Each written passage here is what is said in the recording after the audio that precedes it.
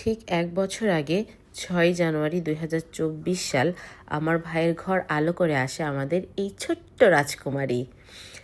রাজকুমারীর জন্মদিন যদি রাজকীয়ভাবে না হয় তাহলে কি আর হয়? রাজকুমারীর 1 বছর উপলক্ষে সে সুদূর ঢাকা থেকে আমাদের কক্সবাজার পর্যন্ত ছুটে আসা। সবাই আমাদের রাজকুমারীর জন্য মন ভরে দোয়া করবেন, সে যেন সত্যিকারের একজন রাজকুমারী হয়।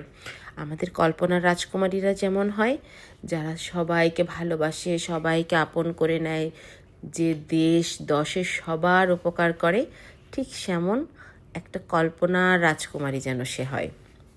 আল্লাহ যেন আমার ভাতিজিকে রাখে দুধে ভাতে। তো আমরা তার জন্মদিন পালন করার জন্য ঠিক সন্ধেবেলায় চলে যাই বেওয়াচের রুফটপে। এই রুফটপটা খুবই সুন্দর, খুবই ওয়েল ডেকোরেটেড। তো সেখানে একটা প্রোগ্রামের অ্যারেঞ্জমেন্ট চলছিল। যখনই তারা শুনলো যে অ্যাকচুয়ালি আমরা একটা বার্থডে কেক কাটতে চাচ্ছি, তখন তারা সুন্দর করে জায়গাটাকে আবার রিঅর্গানাইজ করে দেয়। আর তাছাড়া তার বার্থডে যে ডেকোরেশনসটা, সেটা তারা আমাদেরকে প্রোভাইড করে, যার জন্য আলাদা আমাদেরকে একটা পেমেন্ট দিতে হয়। কিন্তু আমার ভাইয়া চেয়েছিল একদমই নির্ভেজাল থাকতে, যার জন্য সব দায়িত্ব ওনাদেরকেই দিয়ে দেয়। ওনারাই সমস্ত কিছু প্রোভাইড করে, ডেকোরেশনস, কেক, সব কিছু এত সুন্দরভাবে ওয়েল অর্গানাইজডভাবে হয়েছিল। আলহামদুলিল্লাহ, আমাদের কোনো হ্যাসেলই পোহাতে হয়নি। তো আমরা সুন্দর করে লোকেশনে চলে যাই, গিয়ে জাস্ট আমাদের কেকটা কেটে চলে আসি। এই তো আমাদের টুকটুকি কেক কাটছে।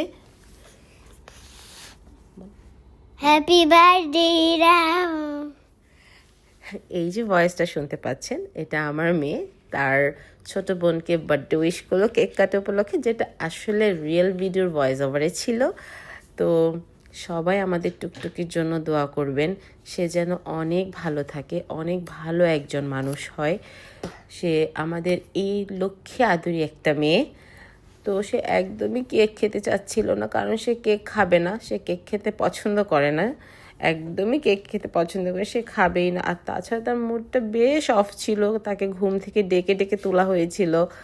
তো এই যে কুটু কুটু করে একটু একটু করে আদলু আদলু হাঁটা, এটা আসলে এত সুন্দর লাগে। বাচ্চারা যখন এভাবে হাঁটে মনটা ভরে যায়। মাশাল্লাহ মাশাল্লাহ মাশাল্লাহ।